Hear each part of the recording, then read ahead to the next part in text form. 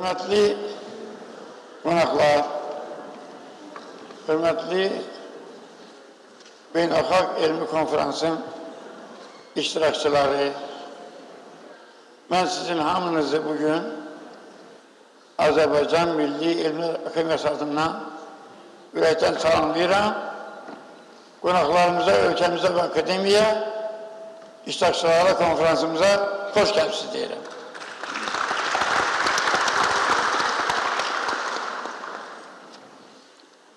Bildiğiniz kimi bu yıl ülkemizin prezidenti Cenab-ı İlham Aliyev'in sərəncamıyla ülkemizde Üzeyir Hacıbəyli'nin 140 illiği qeyd olunur. Aynı zamanda aşıq edebiyatının, xalq aşıq edebiyatının büyük klasiki Aşıq Ələsgər üçün də bu yıl həmişə oldu ki, bu yılda əlamətdar günlərdən biridir. Elmi konferans Aşıq Ələsgərdən Üzeyir Hacıbəyliyə dək format əsasında əslində xalq aşıq musiqisindən profesyonal Azərbaycan musiqisinə dək olan bir baxışı meydana qoyur. Azərbaycanın bir çox bölgələrində, o cümlədən tarixi Azərbaycanın, Qərbi Azərbaycanın əsər mərkəzlərinə olan Göyçədə Azərbaycan aşıq sənəti öz zirvəsinə çatıb. Göyçə aşıq məktəbi məncə dünya aşıq sənətinə, Türk dünyası aşıq sənətinə bir model olaraq, bir nəticə olaraq, bir mədəniyyət olaraq təqdim edilməyə tamamilə layiqdir. Üzeyir aşıq sənətimizin zirvəsinə dayanan Aşıq Ələsgərdir. Qurbanidən bugünkü aşıqlarımıza qədər aşıq edebiyatının keçdiyi bu 500 ildən çox yolda Ələsgərdən böyük zirvə yoxdur. Yoksa aşıq sənətimizin böyük görkəmli nümayəndələri var. Farqanlı Abbas var, Xəstə Qasım var, Qullu Cumad ilə əslində aşıq edebiyatımız nümayəndəsi sayıla bilər, Sarı Aşıq var. Edebiyat tarixində üçün xeyli aşıqlarımız var. Amma Aşıq Ələsgər zirvədir. Aşıq Ələsgər özündə ustad aşıq kimi sonra Üzeyir Hacıbəyli'nin yaradacağı bir çox değerleri cəmləşdirmişdir. Bu ustad aşıq kimi hem mükemmel səsə malik olan ustad aşıq kimi ifaçılıq mədəniyyəti göstermiş, hem aşıq havalar üzerinde rəqs etmeyi bacarmış, hem şifai öz sözünü şifai şekilde bədii qiraat kimi çatdırmışdır. Aşıq musiqisi əslində profesyonal musiqinin mənşəyidir, mənbəyidir, büyük mərhələsidir. Azərbaycan musiqi sənəti Qurbanidən başlayaraq, Xəstə Qasım və Farqanlıdan keçərək Aşıq Ələsgər səviyyəsinə gəlib çatdıqca gələcək böyük musiqi, profesyonel musiqi mədəniyyətinin təməllərini yaratmışdır. Əsasını qoymuşdur. Məncə Üzeyir Hacıbəyli'nin dünya musiqisinin şedevləri olan musiqi sənətinin mənşəyində də xalq musiqisi və aşıq musiqisindən yaradıcı şəkildə istifadə etmək dayanır. Bunu Üzeyir Hacıbəyli'nin Azərbaycan xalq musiqisinin əsasları adlı monumental musiqi nəzəriyyəsinə aid olan tədqiqatı ispat edilir. Üzeyir Hacıbəyli bizim büyük sənətimizin, mədəniyyətimizin, incə sənətimizin, ictimai fikrimizin, elmimizin bir akademik kimi en görkemli nümayəndələrindən biridir. Bugünlerde mən də iştirak edirdim və çıxış elədim. UNESCO-da Üzeyir Hacıbəylinin 140 illiyi dünya miqyasında qeyd olundu. Həqiqətən dünya Üzeyir Hacıbəyliyə yenidən qayıdaraq, Aşıq Ələsgərə yenidən qayıdaraq bizim sənətimizin, musiqimizin, xalq aşıq sənətimizin nə qədər zəngin olduğunu, nə qədər bənzərsiz, orijinal olduğunu, nə qədər milli olduğunu və nə qədər bəşəri olduğunu çox aydın şəkildə görür. Üzeyir Aşıq Ələsgər aşıq ədəbiyyatının nizamnaməsini yaradı. Aşıq olub tərkib eten olanın əzəl başdan pür kəmalı gərəkdir. Oturub durmaqda ədəbin belə dalısınca xoş sədalı gərəkdir. Bu Füzulinin, Məhəmməd Füzulinin söz qəzəli nədirsə, söz sənətinin prinsiplərini, əsasnaməsini necə ifadə edirsə, Aşıq Ələsgərin indi səsləndirdiyim şeiri də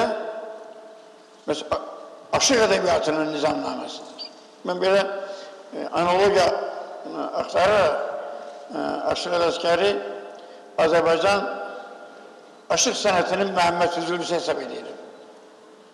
Məhəmməd Füzulinin yazı ədəbiyyata tutuq mövqeyi aşıq sənətində, dünya aşıq sənəti, Türk dünyası aşıq sənətində və Azərbaycan aşıq sənətində Aşıq Ələsgər tutur. Üzeyir Hacıbəyov Azərbaycanda onunla müqayisə oluna biləcək ikinci bəstəkar tapmaq mümkün deyildir. Üzeyir Hacıbəyov müqayisə eləmək üçün dünyada da analogiya tapmaq çətindir. Əlbəttə, dünyada məşhur, dünyaca məşhur bəstəkarlar vardır. Chopin vardır, Beethoven vardır, Schubert var, Mozart var, elitər musiqi yaradıb, Strauss var, indiki valsı yaradıb, bütün dünya onunla məşğuldur və s. Amma Tchaikovsky var, daha sonrakiler var. Onların çoxusu, %90'ı yalnız musiqidə, ona bağlı olan janrlarda birincidir dünyada. Üzeyir Hacıbəyov universaldır. Üzeyir Hacıbəyov Beethoven kimi, Mozart kimi musiqi sənətində öz zirvəsi var, plus o Azərbaycan xalq musiqinin əsaslarını, nəzəriyyəsini yaradır. Üstəgəl o dünyəvi musiqi təhsilini, musiqi məktəblərini, konservatoriya yaradır. O simfonik orkestr yaradır, o xor yaradır. Bu maştabda musiqi sənətində böyük həm dahi yaradıcı, həm də böyük təşkilatçı göstərmək çətindir. Biz fəxr edirik ki, Azərbaycan xalqının Üzeyir Hacıbəyli kimi böyük mütəfəkkiri, bəstəkarı, elm xadimi vardır. Bizim Elmlər Komitəsinin təsisçilərindən də biridir və onun rəiyyət heyətindən öyrənirəm yübleyimizlə bağlı. Akademiyanın rəiyyət heyətinin iclaslarındakı çıxış görmək çap olunmuyor və onun nə qədər Azərbaycan musiqişünaslıq elminin inkişafına töhfələr verdiğini göstərir. Yəqin burada oturanların çoxsu bilir ki, o həm də bizim akademiyanın tərkibindəki mimarlıq və İncəsənət İnstitutunda ilk direktor olmuşdur, ömrünün sonuna qədər. Və Səməd Vurmuş şehrində deyildiği kimi, sevilərək yaşayanlar əbədiyyət qazanırlar. Və Üzeyir Hacıbəyov da bizim sənətimizdə əbədiyyət qazanmış böyük sənətkardır. Bugünkü mövzunun bir aspekti də var. Onu da demək istəyirəm. Aşıq Ələsgərin timsalında o da Qərbi Azərbaycan aspektidir. Və Aşıq Ələsgər bütövlükdə böyük Azərbaycanın, Türk dünyasının böyük sənətkarıdır. Söz ola bilməz. Amma onu getirən Göyçə torpağı, Qərbi Azərbaycan torpağıdır, Qədim Azərbaycan torpağıdır, tarixi Azərbaycan torpağıdır. Üzeyir Hacıbəyovla əgər Aşıq Ələsgər haqqında ortaqlıq axtarsaq, hər ikisinin öz sahəsində zirvədə dayandığını, böyük sənətin zirvələrini fəth etdiyini göstərməklə yanaşı, həm də mən belə fikirləşəm ki, Üzeyir Hacıbəyovun şah əsərlərindən olan Koroğlu qəhrəmanlıq operasındakı Koroğlu'nun uğrunda mübarizə apardığı ərazilərin içərisinə indiki Qərbi Azərbaycan torpağı da aiddir. Və bu mənada Üzeyir Hacıbəyev bütövlükdə Azərbaycanın və o cümlədən Qərbi Azərbaycanın da qəhrəmanı kimi Koroğlu'nu vəsf edərək bizim bütövlüyümüzü, bütün ərazilərimizi əks etdirə bilmişdir. Şərqdə ilk operanın yaradıcısı, Aşımalan kimi dünya operettanın yaradıcısı da Üzeyir Hacıbəylidir. Aşıq Ələsgər də aşıq sənətinin bütün növlərində qoşma, gəraylı, bayatçını oxumamışam, bəlkə mütəxəssislər bilir, amma gözəlləmə, değişmə, qıfılbənd, dastan, rəvayət hamısında mühür basmışdır və zirvə yaratmışdır. Ona görə bugün biz sizlə bir yerdə xalq musiqisinə və peşəkar profesional musiqiyə hər ikisinin qovşağında və hər ikisinin zirvəsində görkəmli sənətkarımızdan bir yerdə baxacaq. Maraqlı, çox maraqlı məruzələr dinləyə biləcəksiniz. Həm Azərbaycan tərəfdən, həm də qonaqlarımız tərəfdən çox maraqlı məruzələr bugünkü konferansın gündəliyinə daxil edilmişdir. Məlumat vermək istəyirəm ki, bugünkü bizim konferansımızda qardaş Türkiyədən, Özbəkistandan, Qazaxıstandan,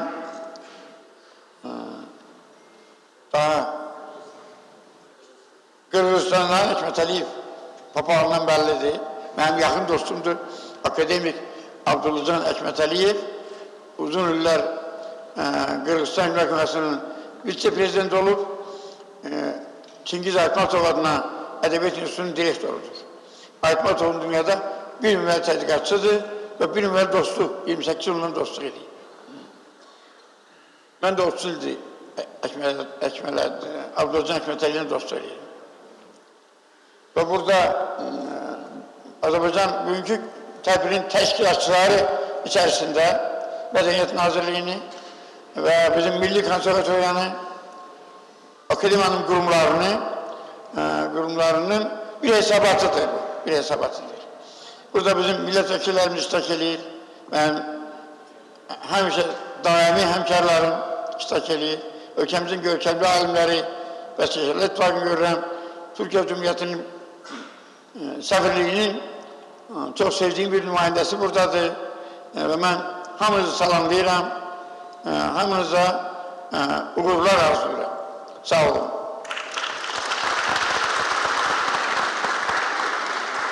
Konferansımızı açıq elan edirəm. İlk sözü mən Azərbaycan Respublikası Mədəniyyət Nazirinin müavini Murad müəllimə verirəm. Buyurun. Hörmətli xanımlar və cənablar, əziz qonaqlar, həmkarlar, dəyərli elm adamları.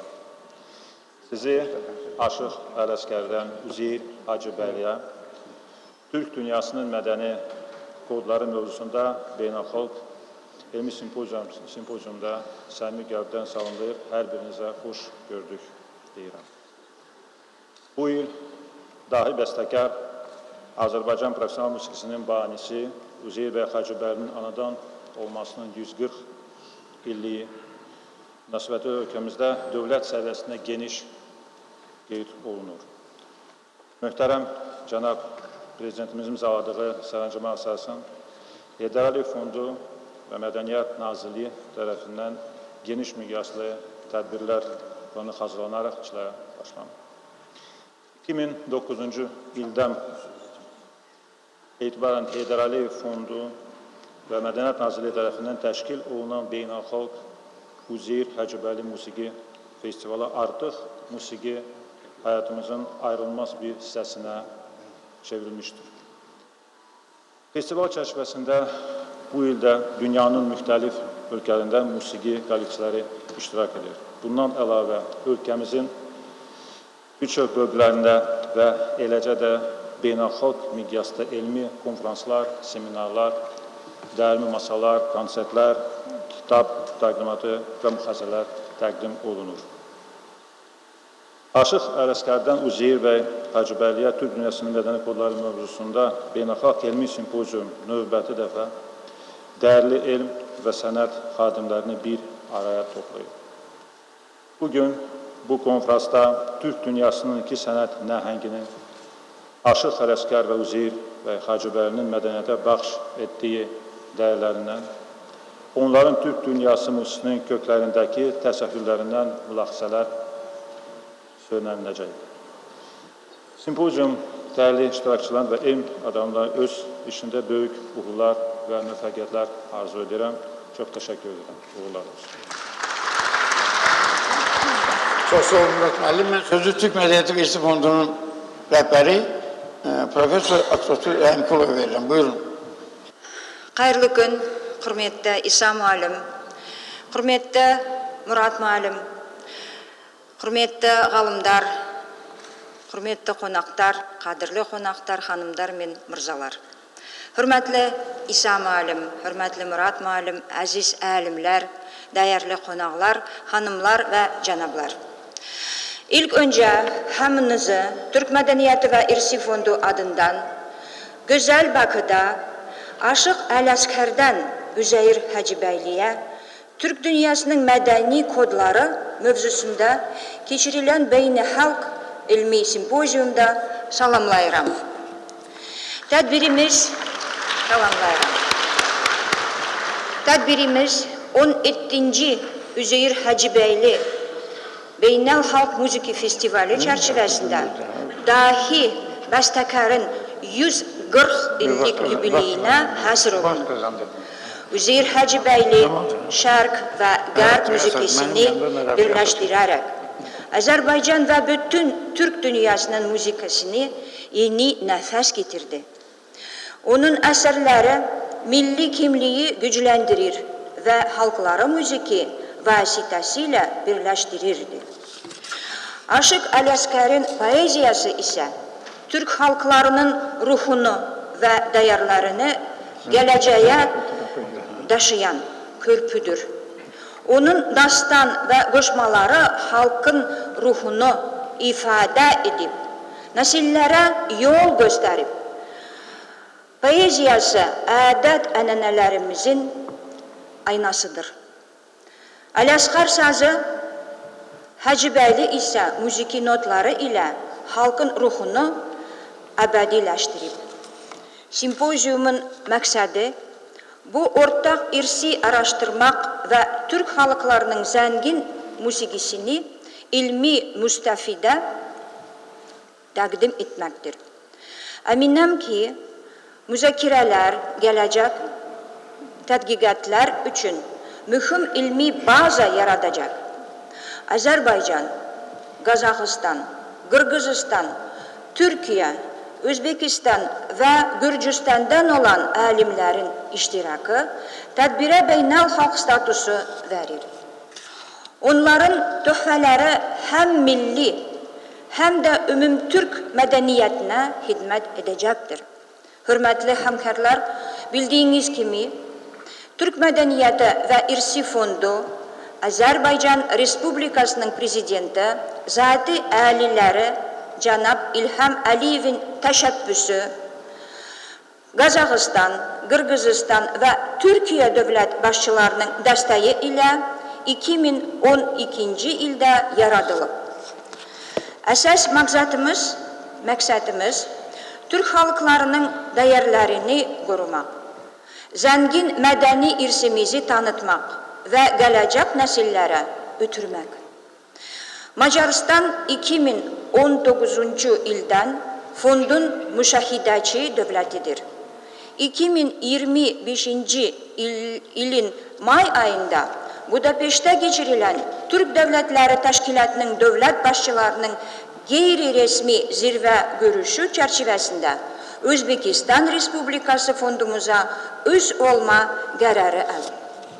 Bu addımlar əməkdaşlığımızı daha da genişləndirir. Biz inanırıq ki, mədəniyyət vasitəsilə qurulan körpülər siyasi və iqtisadi əməkdaşlığı daha da möhkəm və davamlı edə bilər. Qlobal aləmdə Türk dünyası sözünü deməyə, sivilizasiyalar arası diyalogda fəal rol oynamağa qadirdir. Çünki bizim zəngin mədəni irsimiz, ənənələrimiz və ortaq mənəvi kodlarımız buna imkan verir. Fondun təşəbbüsü ilə keçirilən layihələr bu yolda atılan real addımlardır. Bugünkü simpoziumun təşkilatında fondumuz əsas tərəfdaşları olan Azərbaycan Respublikasının Mədəniyyət Nazirliyinə, Azərbaycan Milli Elmlər Akademiyasına, Akademiyanın Folklor İnstitutuna, Azərbaycan Milli Konservatoriyasına dərin təşəkkürümü bildirirəm. Həminizə səmərəli müzakirələr, maraqlı təqdimatlar arzulayıram. Diqqətiniz üçün təşəkkür edirəm. Çox sağ olun. Çox sağ olun Əkbər xanım. Sözü Milli Konservatoriyanın rektoru Profesör Kamil Axundova rəslədi verirəm. Buyurun. Hörmətli qonaqlar, əziz həmkarlar, hər birinizi salamlayıram və belə mötəbər tədbirin başlanğıcı münasibəti ilə hər birimizi təbrik edirəm. Üzeyir Hacıbəylinin 140 illik yubileyinə həsr olunmuş bu mötəbər tədbir zamanı biz bir çox fikirlər, bir çox dəyərli mülahizələr, bir çox yeni fərziyyələr eşitdik. Və mən düşünürəm ki, bütün bu mülahizələr və fikirlər sübut edir ki, bir aksiomanı əslində sübut edir. Hər bir tarixi şəxsiyyətin fəaliyyətinin bütün istiqamətlərinin aspektləri ilə araşdırılması, öyrənməsi və dərk edilməsi uzun bir prosesdir və mən hətta deyərdim ki, sonu görünməyən bir prosesdir. Çünki hər bir tarixi dövr, hər bir yeni elmi paradigma həmin bu tarixi şəxsiyyətin fəaliyyətinin yeni istiqamətlərini, yeni aspektlərini bizim üçün aşkar edir və Üzeyir bəy şəxsiyyəti də istisna deyil və bəlkə bu sırada ilk deməli bax belə tarixi şəxsiyyətlər arasında durur. Üzeyir bəyin həqiqətən də fəaliyyəti çox istiqamətlidir, çox şahəlidir və mən qeyd etdiyim kimi, bax bu günlər ərzində biz bir çox maraqlı fikirlər eşitmişik bu barədə və mən düşündüm ki, biraz formal yanaşmayaq bu məsələyə və elmin inkişafı nöqteyi nəzərdən, üzeyirşünaslığın perspektivləri nöqteyi nəzərdən bax bu fikirləri sistemləşdirməyə cəhd göstərək. Hər halda onun müəyyən elmi üsullarını təklif edək sizin diqqətinizə və bu baxımdan ola bilər ki, mənim çıxışım biraz qeyri-formal və salamlama formatından bir qədər çıxsın və qeyri-formal xarakter daşırsın. Və heç şübhəsiz ki, bax bugün yaşadığımız bu dövrdə üzeyirşünaslıq kimi mürəkkəb bir elm sahəsinə klassik elmin nöqteyi nəzərindən sadəcə olaraq yanaşmaq kifayət deyil və burada biz heç şübhəsiz ki, fənlər arası istiqamətlərin müəyyən prinsiplərini tətbiq etməli olacaq və mən ilk növbədə təbii ki, burada müxtəlif yanaşmalar mövcud ola bilər və müxtəlif metodoloji prinsiplərin tətbiqi mümkündür və mən burada ilk növbədə hermenevtik dairə kimi bir anlayışını tətbiq etməyə çalışdım. Hermenevtik dairə bildiyiniz kimi hər bir bədii hadisənin yaxud da şəxsiyyətin fəaliyyətinin öyrənməsində müxtəlif tarixi mərhələlərin mövcudluğuna dəlalət edir və yenə də burada əsas məqsəd ondan ibarətdir ki, bu dərk etmə prosesi sonsuzdur, həqiqətən də sonsuzdur. Və biz Üzeyir Hacıbəylinin fəaliyyətinə dair bütün bu araşdırmaları dərk etmək üçün bir neçə bu hermenevtik dairənin mövcudluğunu qeyd etməliyik. Birinci hermenevtik dairə 20-ci əsrin ilk 10 illiklərində ümumdünya müstəvisində baş verən qlobal səciyyəli proseslər təşkil edir. Bu dövr siyasi və mədəni landşaftın dəyişməsi, Avropa mərkəzçilik ideyanın krizisi ilə səciyyələnir. Avropa mərkəzçilik ideyası isə Jacques Derridar'ın deməli təbirinci desək, müstəmləkəçiliyin təzahürü idi və postkolonial dövründə gedək bu deməli mürəkkəb diskurs deməli Edward Saidin məşhur mədəniyyət və imperializm əsərində geniş şəkildə araşdırılmışdı və təbii ki, bütün bu tarixi, ictimai kontekst qeyri-Avropa xalqları üçün mən deyərdim tale yüklü səciyyə daşıyırdı və eyni zamanda bu dövr üçün, bax bu hermenevtik dairə üçün qeyri-Avropa xalqların deməli inkişafında modernləşmə prinsipləri, proseslərinin əhəmiyyətini də qeyd etməli oluruq. İkinci hermenevtik dairə regional səciyyə daşıyır və burada türk etnik arealı əhatə edir və bu türk arealında cərəyan edən müxtəlif ideoloji proseslər arasında biz ilk növbədə təbii ki, türkçülüyün əhəmiyyətini, onun məğzini, onun tale yüklü rolunu qeyd etməliyik və bildiyimiz kimi Avropanın müstəmləkəçi dövlətlərinin və Rusiya imperiyasının türk xalqlarına qarşı siyasəti milli azadlıq hərəkatının inkişafına təkan vermişdi və bu hərəkat bütün türk xalqlarının milli oyanışına gətirib çıxarmışdı və nəhayət üçüncü hermenevtik dairə bilavasitə bizim ölkənin sərhədləri ilə əhatələnir və Məmməd Əmin Rəsulzadənin əsrimiz milliyyət əsridir kimi səciyyələndirilmiş bir tarixi kəsimdə Azərbaycanlıların milli özünə dərk, etnik kimlik göstəricisinin formalaşması prosesləri gedirdi və bugün biz tam əminliklə deyə bilərik ki, bax bu proseslərdə türkçülük ideyasının, türkçülük fəlsəfəsinin yayılmasında Məmməd Əmin Rəsulzadə, Əhməd bəy Ağoğlu, təbii ki, Əli bəy Hüseynzadə ilə yanaşı Üzeyir Hacıbəlinin adı da mövcuddur bax bu sırada və təbii ki, Üzeyir bəyin bax türkçülük konsepsiyası məhz konseptual şəkildə bir vahid sistem kimi yazılmamışdı.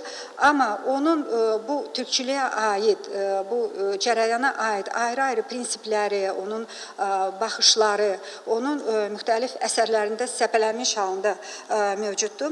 Və burada bir çox sitatlar, sübutlar, misallar gətirmək olar. Vaxt məhdudiyyətini nəzərə alaq. Mən iki faktla məhdudlaşdırmaq istərdim öz çıxışımı.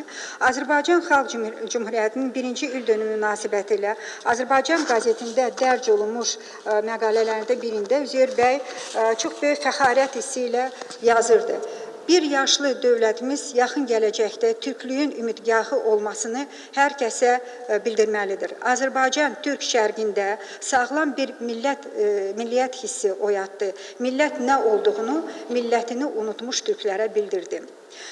Və ən önəmlisi ondan ibarətdir ki, Üzeyir bəy bu türkçülük ideyalarının belə deyək də tətbiqi sferasını genişləndirərək onları humanitar sfera, birbaşa onları musiqişünaslığa gətirdi və təbii ki, onun belə deyək də istifadə sferasını genişləndirdi. Artıq özünün ilk böyük əsəri olan 1919-cu ildə işıq üzü görmüş Azərbaycan türklərinin musiqisi haqqında məqaləsində Üzeyir Hacıbəyli musiqi elmində, dünya musiqi elmində ilk dəfə olaraq müxtəlif türk xalqlarının musiqisini müqayisəli şəkildə təqdim etdi və beləliklə də o dövrdə, yəni ki 20-ci əsrin başlanğıcında bütün dünya musiqi elmində çox intişar tapmış komparativistikanın müqayisəli metodu ilk dəfə olaraq musiqi elmində tətbiq etdi. Üzeyir Hacıbəyli və Türk dünyasının konsept sferası mövzusu çox aspektlidir, çox mürəkkəbdir və onun bilirsizmi həm zahiri tərəfləri, aspektləri mövcuddur, həm də daxili, batini tərəfləri mövcuddur. Zahiri tərəfləri ondan ibarətdir ki, Üzeyir bəyin bilavasitə, bax, bugünkü bizim tədbirlər onu sübut edir. Üzeyir bəyin bilavasitə Türk respublikalarında formalaşan profesional səciyyəli musiqi mədəniyyətinə təsiri olmuşdur və bunu bir çox misallar sübut edir, bir çox burada sitatlar da gətirmək olardı. Amma yenə də vaxt məhdudiyyətini nəzərə alaraq mən iki sitatın gətirilməsi ilə deməli məhdudlaşmaq istəyirəm. Üzeyir bəyin deməli bütün Türk respublikalarında professional bəstəkarlıq məktəbinin formalaşmasına dair bir maraqlı fikir var. Bu fikir, bu mülahizə Qazaxıstanın xalq artisti akademik Əhməd Jubanova məxsusdur. O qeyd edirdi. Üzeyir Hacıbəyli yalnız Azərbaycan bəstəkarlıq məktəbinin banisi deyil, eyni zamanda o illərdə təşəkkül dövrünü keçirən digər milli məktəblərin yaranmasında da önəmli rol oynamış bir şəxsdir. Maraqlıdır ki, müasir elmi paradigmanın nümayəndələri də, bax, bugün bizim tədbirdə iştirak edən hörmətli Aleksandr Lvovich Maklıgin də eyni fikirləri söyləyir. O yazırdı. Həmin illərdə Bakıda reallaşan yeniliklər bir çox türk mədəniyyətləri tərkibində formalaşan Avropa tipli akademik musiqi sənəti üçün bir nümunə idi və bu yeniliklər alim bilavasitə təbii ki, Üzeyir Hacıbəylinin adı ilə əlaqələndirir. Ümumiyyətlə, qeyd edim ki, bütün bu fikirləri ümumiləşdirərək belə qənaətə gəlmək olar ki, Üzeyir Hacıbəylinin yaradıcılığı bütün Türk dünyası üçün bir model rolunu oynamışdır. Bax, bu bizim üçün çox önəmli bir elmi mülahizədir. Mən qeyd etdiyim kimi Üzeyir Hacıbəyli və Türk konsept sferası kimi mürəkkəb bir problemin sırf daxili, batini aspektləri də mövcuddur və biz burada bu məsələnin işıqlandırmasına keçməmişdən əvvəl mütləq şəkildə qeyd etməliydik ki, Azərbaycanda 20-ci əsrin başlanğıcında və sonraki dövrdə Azərbaycanlıların etnik özünü identifikasiyasının bilirsiniz, onların müəyyən deməli təzahür formaları axtarılırdı və bu təzahür formalarından da ən parlaq, belə deyək də, onun indikatoru kimi sırf epik yaradıcılıq, Ozan Aşıq sənəti göstərilirdi. Ozan Aşıq sənəti göstərilirdi və bu əslində Üzeyir bəyin Ozan Aşıq sənəti ilə onun dərk edilməsi çox mürəkkəb bir kognitiv proses idi və biz öz monoqrafiyamızda bu prosesi bir intertekstual dialoq kimi təsvir etməyə cəhd göstərmişik. Yekunlaşdıraraq öz çıxışımı mən qeyd etmək istərdim ki, bugünkü simpozium Aşıq Ələsgərdən deməli Üzeyir Hacıbəyliyə Türk dünyasının bədii kodları adlanır və mən düşünürəm ki, simpoziumun bu mövzusunda artıq bugün bütün dünya tərəfindən qəbul olunmuş bir gerçəklik. Üzeyir Hacıbəyli yaradıcılığının Türk dünyasının bir kodu, bir rəmzi olması əks olunmuşdur. Diqqətinizə görə təşəkkür ederim. Çok sağ olun Kamil Hanım. Sözü Azərbaycan Respublikası Milli Məclisin deputatı, fəlsəfə elmləri doktoru Hikmət Oğlu'na verirəm. Buyurun Hikmət Hanım. Çox sağ olun, hörmətli İsa müəllim, hörmətli qonaqlar, hamınızı salamlayıram və hər şeydən öncə Azərbaycan Respublikası Milli Elmlər Akademiyasının prezidenti çox hörmətli İsa müəllimə belə bir mötəbər beynəlxalq konferans təşkil etdiyi üçün təşəkkürümü bildirirəm və məndən əvvəl çıxış edən Natiqə təşəkkürümü bildirirəm. Yaxşı mənada mən çox heyrətləndim, çünki xanım sadəcə mən elə bildirmiş musiqişünasdır, sən demə sosioloqmuş, sən demə tarixşünasmış, sən demə etnoqrafmış və bu cür təqdimata görə yenə İsa müəllimə təşəkkür edirəm ki, bizi bir-birimizə tanıdır. Elə milli identifikasiyanın əsaslarından biri də hörmətli xanım sizin dediyiniz məsələlərdən ibarətdir. Məsələ çox doğru qoyulubdur. Aşıq Ələsgərdən Üzeyir Hacıbəyova. Doğrudanmı Aşıq Ələsgərdən Üzeyir Hacıbəyova arasında əlaqə var? Bəli, birbaşa əlaqə var. Çox hörmətli İsa müəllim bu məsələyə toxundu. Aşıq Ələsgər deyirdi ki, gəşt eylədim, bu dünyanı dolandım. Hər bir işin qeyri-qalı var imiş. Yaxşı günün olurmuşsa yamanı, yaman günün yaxşı halı var imiş. Türkistandan gələn, Qafqazdan gələn, Anadoludan gələn, Gürcistandan gələn əziz qonaqlar. Aşıq Ələsgərin peyğəmbərcəsinə dediyi o sözlər bugün gerçəkliyə çevrilir. 200 illik yaman günümüzdən sonra, Türkistanın işğalından sonra bugün yaxşı günümüzə gəlmişik. Mən çox qısa danışacağım. Aşıq, Ozan, baxışı, hayçı, haydarğa, carçı və nəhayət qardaş Qazaxların dediyi jarşı, hamısı aşıq deməkdir. Bu müxtəlif coğrafiyalarda aşığa verilən addır, o cümlədən ozan, amma bunların hamısının əcdadı qamdır. Qamdan başlayır. Çünki bizim Türk xalqlarının ilk musiqisi qam musiqisidir. Tanrıya ibadətlə başlayır. Qamlar şam ağacının dibində durub, onun antenavari strukturundan istifadə edərək Tanrıya səslərini çatdırırdılar. Qam. Ozan da buradan yarandı, aşıq da buradan yarandı. O cümlədən qam da buradan yarandı. Yəni bizim qam musiqisi şərqə doğru gəldikcə ritm qazandı, melodiya qazandı və üçlükdə ifadə olunmağa başladı. Beləliklə oldu muqam. Mu ərəb ön şəkilçisidir. Təfəkkür, mütəfəkkür, alim, müalim, müəllim deyirik. Talib, mütalib, qam, müqam. Yəni üç qamın birlikdə ifadə etdiyi musiqi deməkdir. Ona görə də aşıq musiqisi ilə muğam arasında birbaşa əlaqə var. Bəs aşıq nədir? Doğrudanmı iddia olunduğu kimi aşıq sözündəndir, sevən deməkdir? Elə deyil, mənə elə gəlir ki, Yakutiyada aparılan arxeoloji qazıntılarda bir qam məzarında daşlaşmış qopuz və çoxlu aşıqlı sümüyü tapılır. Aşıq sümüyü bu. Bizim sazın, qopuzun ilkin variantıdır. Deməli, o vaxt qopuzu kökləmək üçün xüsusi olaraq aşıq düzəldilmədiyinə görə heyvanların ayağında olan aşıqlı sümüyünü bir növ indiki istifadə etdiyimiz aşıq əvəzinə at quyruğundan hazırlanırdı, o vaxt sim yox idi. Onların altında qurb və zil və bəm səsləri alırdılar və beləliklə aşıq sözü də oradan yaranmışdı. Qaldı ki, haydar, xayçı, xaydar və xaydarğa sözlərinə, o cümlədən haydar sözünə.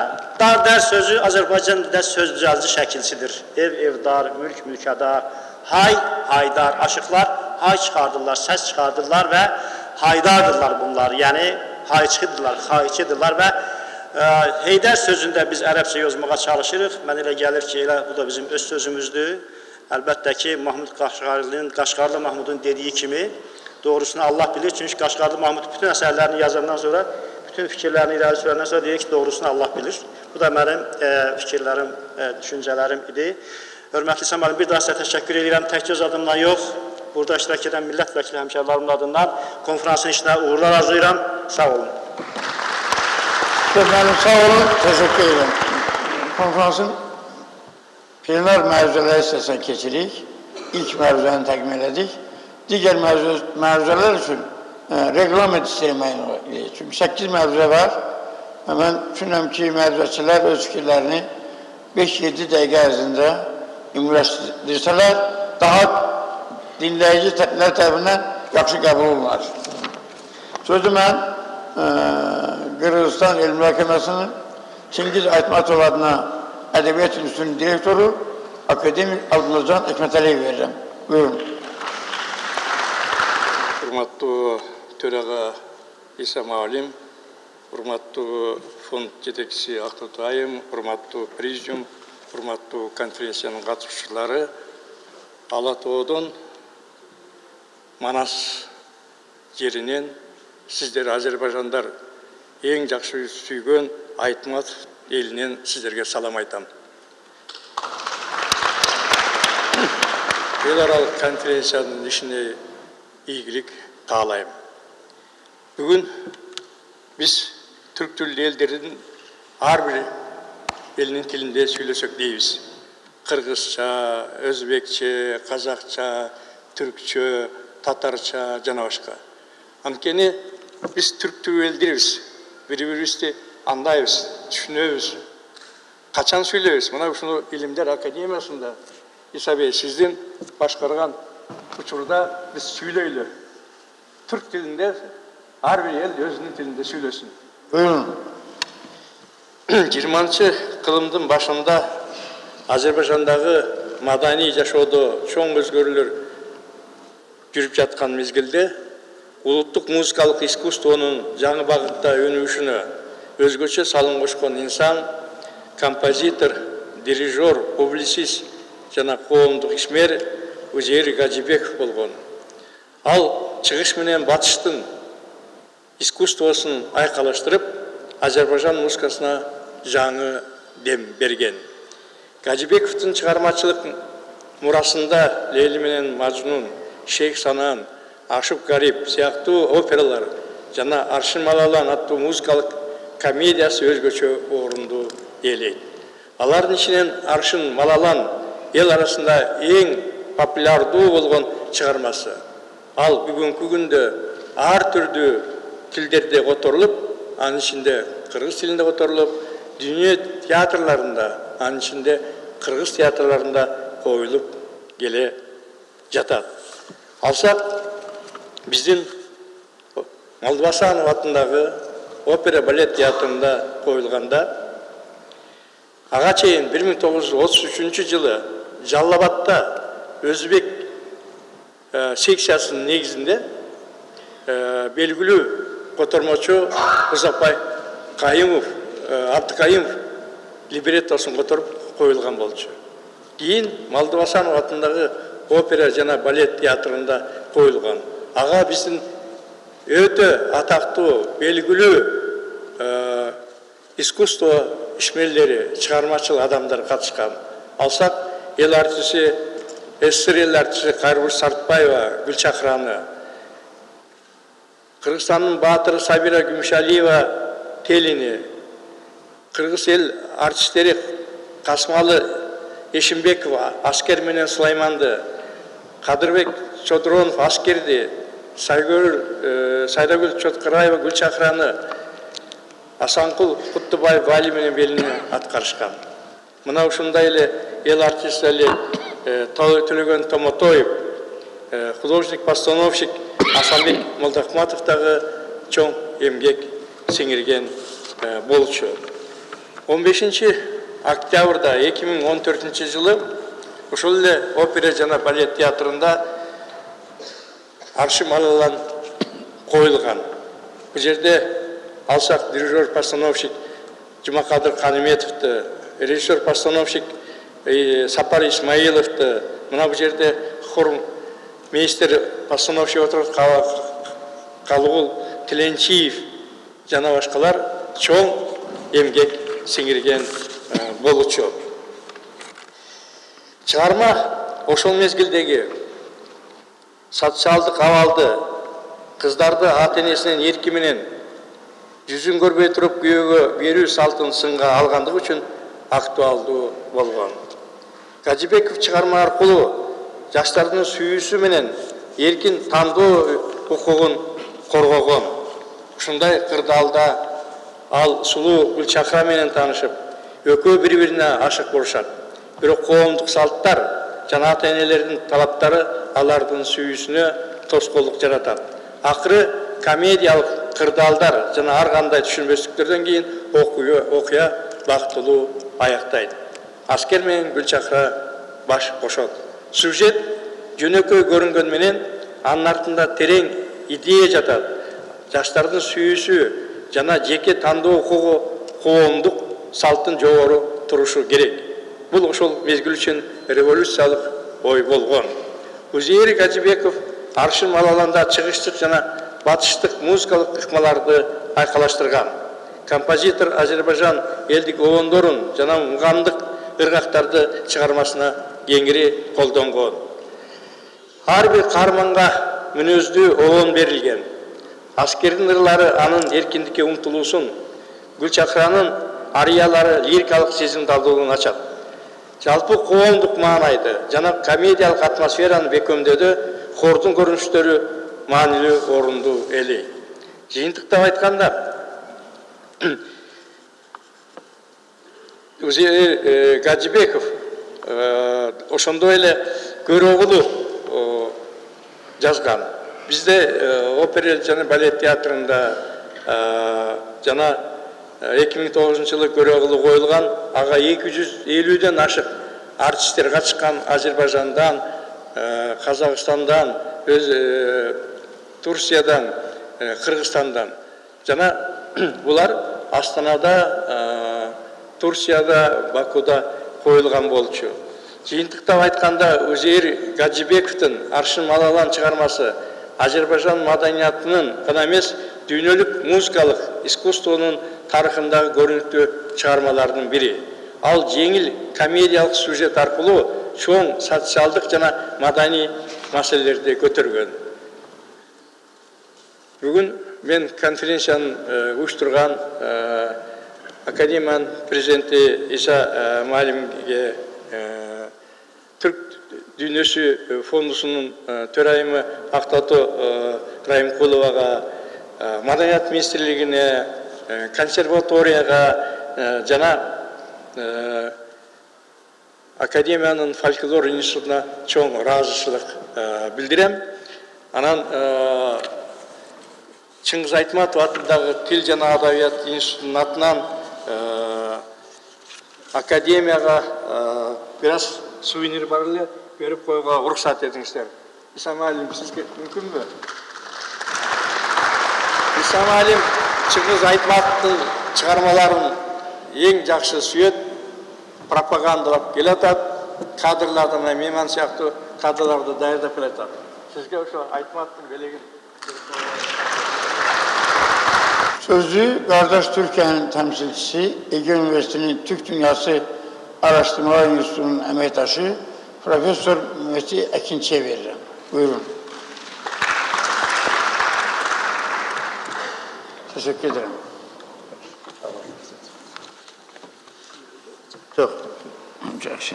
Sen yapsan. İşte Ege'yi yendirseler. Azerbaycan Bilimler Akademisi'nin değerli başkanı İsa Habib Beyli hocam, değerli Akdota Hanım, kıymetli hocalarım, Azerbaycan Medeniyet Nazırlığı'nın değerli temsilcileri, Aşık Elesker'den Üzeyir Hacıbeyli'ye Türk dünyasının medeni kodları, kültürel kodları adlı böylesi güzel bir sempozyumu düzenlediğiniz için öncelikle sizlere teşekkür ediyor, saygılarımı bildiriyorum. Türkiye'den, İzmir'den, Ege Üniversitesi'nden, Türk dünyasından size çok selam alıp geldim. Hepinizi saygıyla, hürmetle selamlıyorum. Türk dünyası genelinde halen dünya genelinde etkin olan küreselleşme 20. yüzyılın sonlarına doğru büyük bir güç kazanmış ve bu durum çok hızlı bir şekilde milli kültürlerin değersizleştirilmesi ve milli kimliklerin etkisizleştirilmesi sonucunu doğurmuştur. Diğer taraftan 20. yüzyılın büyük bir kısmını Sovyetler Birliği içinde kalma mecburiyeti içinde geçiren Türk Cumhuriyetleri aynı yüzyıl sonunda bağımsızlıklarını kazanmış ve yeni kurulan bağımsızlaşan Türk devletleri kendi milli kimliklerini yeniden inşa etme sorunuyla karşı karşıya kalmışlardır. Tıpkı Azerbaycan ve Anadolu sahasındaki halı kilim ustalarının farklı renkteki iplikleri birleştirerek oluşturdukları desenler, motifler gibi Aşık Elesker de basit yerel dil unsurlarını edebi sanatları kullanarak sanat dili, şiir dili unsurları haline dönüştürmüştür. Bu dönüştürme bir taraftan sanatçının eserini ve aşık şiirindeki özgün sanat örneklerini yaratmasını sağlarken, diğer taraftan da Türk milli dilinin Azerbaycan Türkçesinin gelişmesine ve yaşayan bir dil olarak kullanılmasına vasıta olmuş, kendinden önceki ustaların yaratmış olduklarına kendisi de çok özgün dil unsurları katmak suretiyle bu dili zenginleştirmiştir. Yani Türkçemizi yüzyıllar boyunca yaşayan bir dil haline dönüştürmüştür. Aşık Elesker kendisinden önceki ustalardan aldığı dil birimlerine yenilerini katmış, böylece yaratmış olduğu edebi ve sanatsal şiir dili kendinden sonra gelecek temsilciler tarafından sıklıkla kullanılmış, onun açtığı yolda dilde sürdürülebilirliği Aşık Elesker ve onun devam ettiricileri mümkün kılmıştır. Aşık Elesker'e verilen ünvanlardan biri de dedeliktir. İslam inancı içinde yetişmiş ve bu konuda söylediği şiirlerinde pek çok özelliği dile getirmiş olan Elesker, inancın sadelik ve dürüstlüğünü savunan, 4 kapı 40 makamı bilen bir aşık olarak karşımıza çıkar. Aşık Elesker sahte dervişlerden, dini inancı kendi çıkarları için kullanan mollalardan hoşlanmaz ve bu tür tavırlar içinde olanları uyarmaktan da şiirlerinde kaçınmaz. Türk kültür kodlarında var olan ve Aşık Elesker'in şiirlerinde sıklıkla dile getirdiği ve kendinden sonrakilere miras bıraktığı dini inanç, gösterişten uzak, sade ve gönülde yaşanan bir inanç sistemidir. Aşık Elesker'in şiirlerinde konu ettiği ve kendinden sonrakilere miras olarak devrettiği başka bir kültür kodu ise doğa veya tabiattır.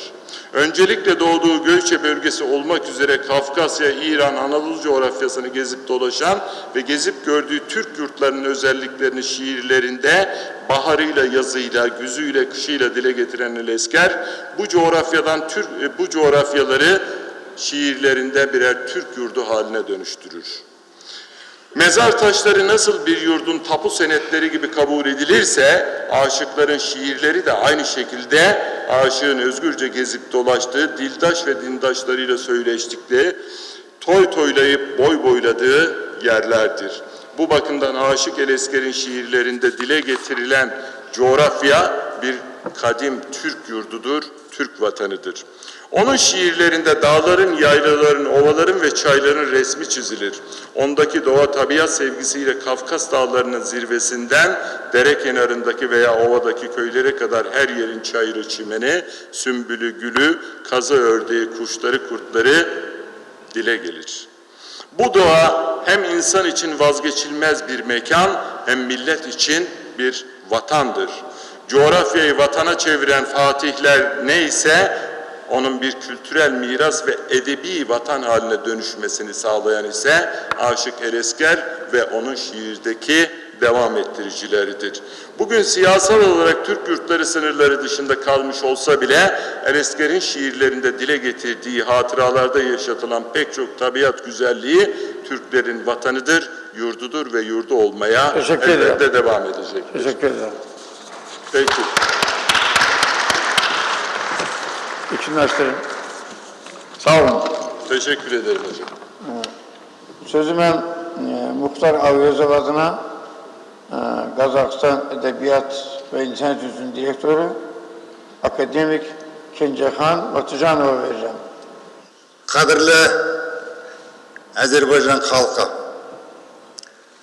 hürmetli ziyalı kavim, sizlerge Kazakistan halkının atынан, Kazakistan Ultuk Kılım Akademiyasının atынан, Muhtar Avyazov atınдағы Әдебиет және Өнер институтының атынан ыстық сәлем жолдаймыз. Менің баяндамам Алпамыс эпосы түркі дүниесі мәдени кодының алтын қазығы деп аталады. Алпамыс түркі халықтарының жыршылық дәстүрінде ерекше кең тараған, тарихы терең, құрылымы аса күрделі батырлық эпостың бірегейі. Оның алтайлықтардан бастап қазақ, Әзербайжан, татар, башқұрт, өзбек, қарақалпақ, түрік, тіпті тәжіктер арасындағы ашыптардан, бақшылардан, жыршылардан, жыраулардан жазылып алынған жүздеген версиясы мен нұсқалары бар. Оларда жырға арқау болған негізгі сюжеттік желі қаһармандардың аты жөні Алпамыс, Байбөрі, Байсары, Аналық, Гүлбаршын, Ұлтан сияқты көп өзгеріссіз қайталанып отырады.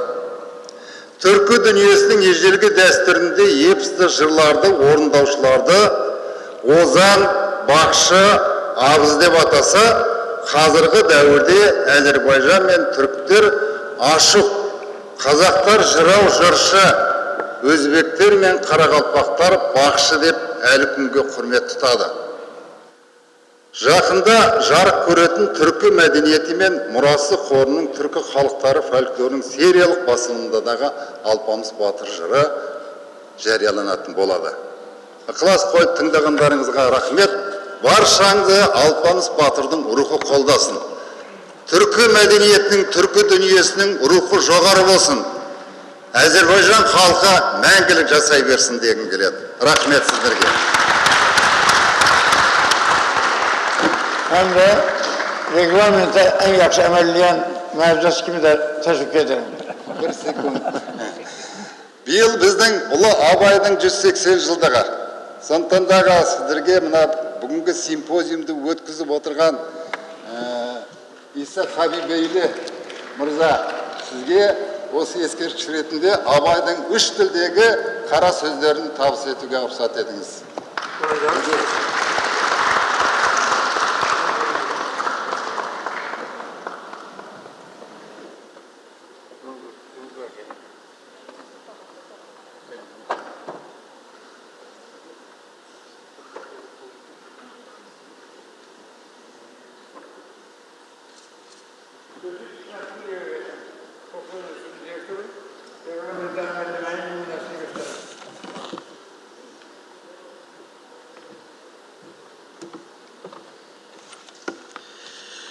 Hörmətli sədarət, hörmətli qonaqlar, dəyərli millət vəkilləri, əziz həmkarlar, Azərbaycan Milli Elmlər Akademiyası Folklor İnstitutunun adından sizin hər birinizi salamlayır və Aşıq Ələsgərdən Üzeyir Hacıbəyliyə Türk dünyasının mədəni kodları simpoziumunda sizi görməkdən öz məmnunluğumu bildirirəm. 2024-cü ilin 14 fevral tarixində Azərbaycan Respublikasının Prezidenti Cənab İlham Əliyev andismə mərasimində qeyd etdi ki, Türk dünyası bizim ailəmizdir, bizim başqa ailəmiz yoxdur. Əslində, bugün Türk dünyasını birləşdirən iki zirvə, Aşıq Ələsgər və Üzeyir Hacıbəyliyə həsr olunmuş bu konferans, həmin çağırışın, həmin proqram təqdimatın, həmin proqramda qoyulan tələblərin, çağırışların məncə ən yaxşı icralarından biridir. Və bugün burada Türk xalqlarının, Türk dövlətlərinin müxtəlif hər bir ölkəsindən, İsam əlimdə qeyd elədiyi kimi, Qazaxıstandan, Qırğızstandan, Özbəkistandan və eyni zamanda Gürcüstandan da bizim qonaqlarımız iştirak eləyir. Və bu simpoziumun ən mühüm dəyəri, ən mühüm əhəmiyyəti təkcə elmi mədəni, mənəvi yox, həm də bir strateji əhəmiyyəti var ki, bu 21-ci əsrin bu reallığında qloballaşmanın etnik, milli dəyərlərə ciddi təhlükələr yaratdığı belə bir məqamda biz öz etnik, milli dəyərlərimizə sahib çıxmağı və rəqəmsal dünyaya, qloballaşan virtual dünyaya öz dəyərləri ilə bir yerdə addımlamağı düşünürük. Və bu dünya palitrasında, bu rəngarəng dünya xəritəsində o xalqlar yaşayacaq ki, onlar öz dəyərləri ilə ora inteqrasiya olunacaqlar və bu dəyərləri yaşadacaqlar. Və bu kontekstdə mən Türk Mədəniyyəti İrsi Fondu tərəfindən görülən işlər, xüsusilə də folklorun qorunması, ayrı-ayrı Türk xalqlarının folklor irsinin qorunub gələcək nəsillərə, həm də rəqəmsal irs kimi çatdırılmasını bu addımı yüksək qiymətləndirir və dəyərləndirirəm. Aşıq Ələsgərdən Üzeyir Hacıbəyliyə gedən yol sadə, birbaşa mənada anlaşılmamalıdır.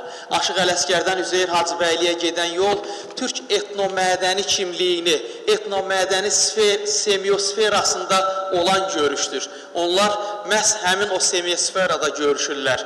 Bir tərəfdən aşıq yaradıcılığı, səslə, sözlə, bədii sözlə, səslə, sazla, havayla, havazatla səsləşən aşıq yaradıcılığı, bir tərəfdən də aşıq yaradıcılığına söykənən milli musiqimiz, onun peşəkar, profesional hissəsi olan məhz Üzeyir Hacıbəyli tərəfindən ilk dəfə peşəkar şəkildə təqdim olunan hissəsi.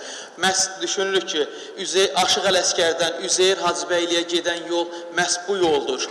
Aşıq yaradıcılığı bir tərəfdən şifahi ənənlərlə bağlıdır. Lakin aşıq yaradıcılığı təkcə şifahi ənənlərə deyil, eyni zamanda o bir yazılı ədəbiyyatla, yazılı mədəniyyətlə arada bir körpü rolunu oynayan bir yaradıcılıqdır.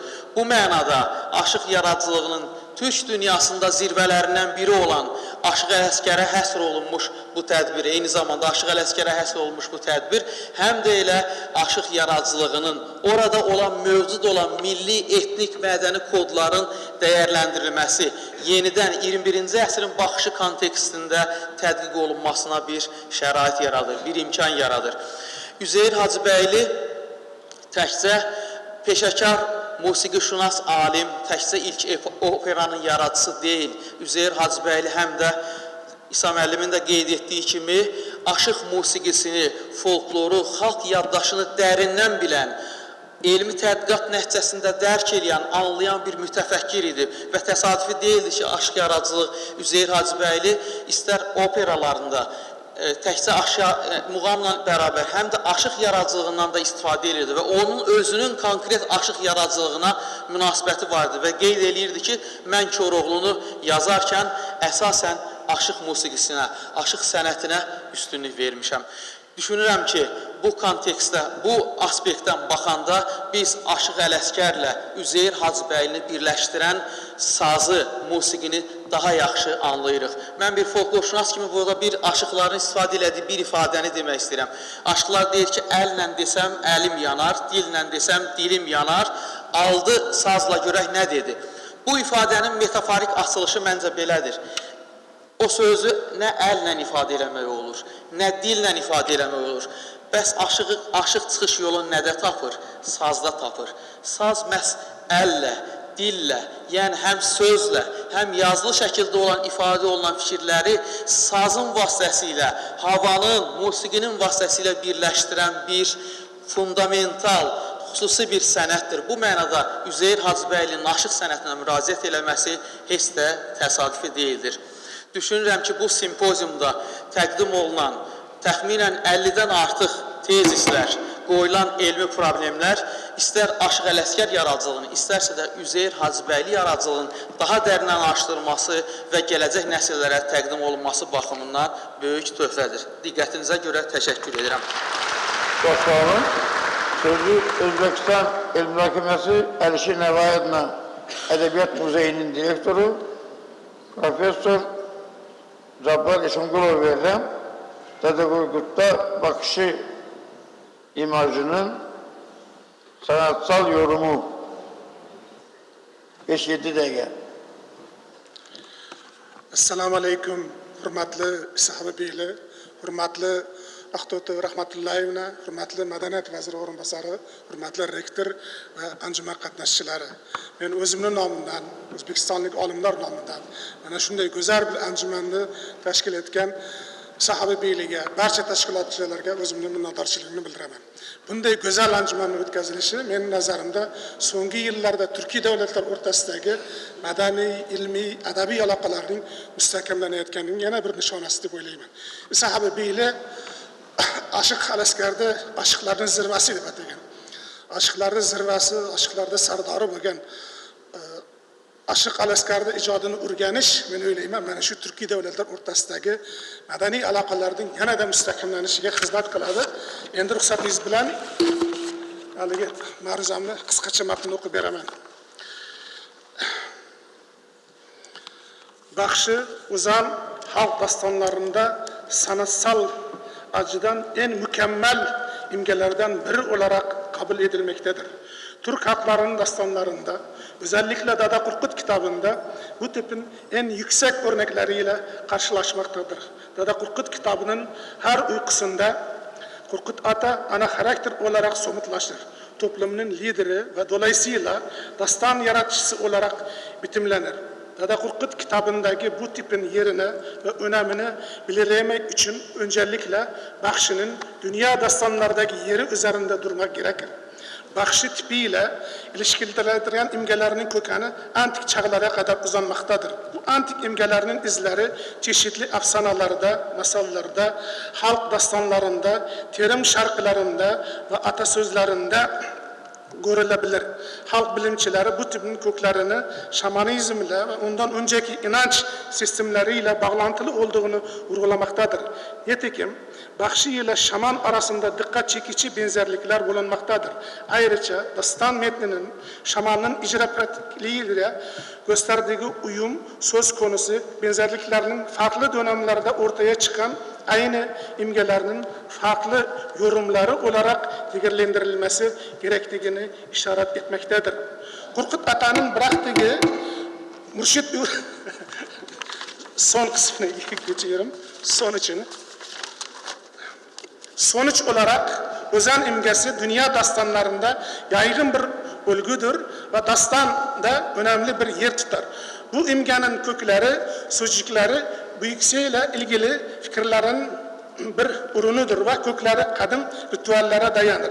Dastan sanatçısının metine katılımı eserde bir hikayenin sonuna ve bir sonraki başlangıcını belirleyen temel bir işlev görür ve metindeki olayların birbirine bağlanmasına hizmet eder.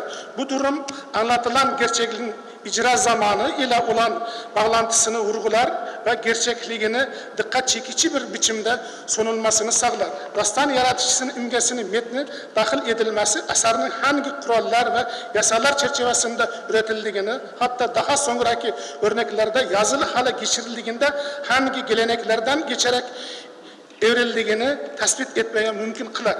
Dünya dastanında böyle bir imgenin karşılaştırılmalı olarak incelenmesi, halk dastanlarının ortaya çıkışı ve gelişim aşamaları, dastan eserlerinin yapısı, motiflerinin yorumlanması ve sanatsal açıdan incelenmesi açısından büyük önem taşımaktadır. Dikkatiniz için çok teşekkür ederim. Bizim bir küçük hadiyemiz var. Buyurun.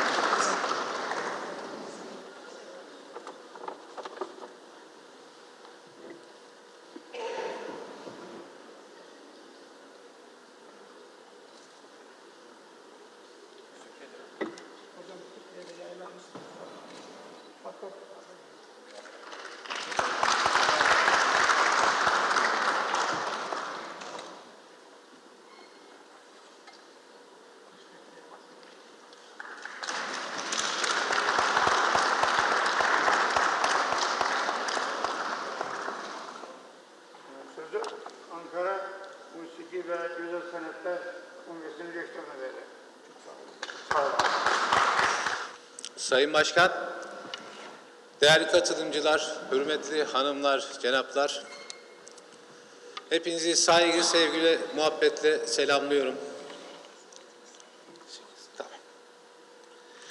İstanbul'dan, Ankara'dan, Erzurum, İzmir, Diyarbakır'dan selamlarla geldim.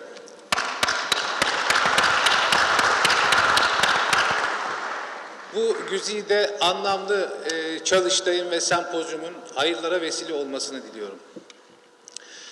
Bana bir sunum hazırlamamı istediler ve hazırladığım sunum aslında ayrıntılı, özellikle Aşık Alasker'de ve Üzeyir Hacıbeyoğlu'nun döneminde Türkiye Cumhuriyeti ve Osmanlı Devleti'nin birinin kuruluş, birinin çöküş döneminde, yani devir dönemine denk gelmesinden dolayı aslında çok önemli iki sanat gelişiminin, tekamülünün karşılaştığımız, şahit olduğumuz bir döneme denk geliyor. Efendim, 1820'lerde, 30'lu yıllardan itibaren Osmanlı'da klasik sanatın tekamül ettiği, yani geliştiği en önemli bir dönem yaşıyoruz. Özellikle 1860'lı 70'li yıllardan sonra Avrupa ile ilgili gelişmeler, Avrupa ile yakınlaşmalar, Batı sanatının da Türk sanatının içerisinde mezedilmesi sonucunda ortaya neoklasik adı verilen klasik sanatı biraz daha günümüze doğru, modern döneme doğru evrildiği bir sürece giriyoruz. Üzeyir Hacıbeyoğlu'nun dönemi de biraz daha tabii ki Türkiye Cumhuriyeti'nin kuruluşundan sonraki döneme denk gelen bir süreç. Osmanlı'nın son döneminde, özellikle 1880'li 90'lı yıllarda Osmanlı-Rus Savaşı ile beraber ve yüzyıllarca devam eden savaşların getirdiği maalesef olumsuz tablo ve bunun özellikle küçük çocuklara yansımasının devamında Osmanlı'da Darüleytamlar kuruluyor. Darüleytamlar aslında kimsesiz, bakıma muhtaç çocukların yetiştirildiği, eğitim ve himayelerin olduğu yerler. Buralarda bizimle ilgisi olan kısmı şu, küçük çocuklardan oluşan bir sanat sınıfı kuruluyor 1880'li 90'lı yıllarda. Bu kimsesiz çocukların yetiştirildiği Darüleytamlar, Darülacezeler zamanla aslında Osmanlı ve yeni Türkiye Cumhuriyeti'nin de sanatının kurulduğu dönemde önemli müzisyenlerin, önemli sanat insanların yetiştiği mecralar, mektepler oluyor. Bebek Darüleytamı gibi, Büyükdere Darüleytamı gibi, Ortaköy Darüleytamı gibi bir nevi müzik konservatuarı görev üstlenen bu Darüleytamlardan önemli müzik insanları yetişiyor. Devamında 1900 yıllara geldiğimiz zaman özellikle Darülbedai Tiyatro Mektebi, arkasından Darülelhan Müzik Okulu ve çok fazla bilinmeyen Parlang Müzik Okulu kurulmasıyla beraber hem Doğu sanatının hem Batı sanatının mezedildiği bir musiki ve tiyatro okulları kuruluyor. Değerli konuklar, bu yaptığımız sunumun görselleri, görüntüleri kıymetli hocalarımız tarafından sizlere ulaştırılacak. Ben biraz da bugüne gelerek aslında Türk Devletleri Teşkilatı ve Türk Soyu'nda himayesiyle beraber güzel, muştulu bir haber vermek istiyorum sizlere. Yaklaşık 2,5-3 yıldır süren çalışmalar sonucunda Türk Devletleri Teşkilatı'na bağlı Türk soylu ülkelerin sanat üniversiteleri birliğinin kurulmasını gerçekleştirdik. Azerbaycan, Özbekistan, Kırgızistan, Kazakistan, Türkiye, Kuzey Kıbrıs Türk Cumhuriyeti ve gözlemci statüsü olan Macaristan'ın yaklaşık 10 üniversitenin üye olduğu bu sanat birliği üniversiteleriyle beraber başvuru yaptığımız ve Orhun Değişim Programı ile birlikte bu ülkelerdeki öğrencilerimizin özellikle sanat bilimlerindeki değişim programlarıyla medeniyetimizi, geçmişimizi, tarihimizi biraz daha sağlıklı bir şekilde öğrenmeleri ve geleceğe, geçmişten tevarüs aldığımız bu emaneti geleceğe daha sağlıklı bir şekilde ulaşmasını sağlamaya çalışıyoruz.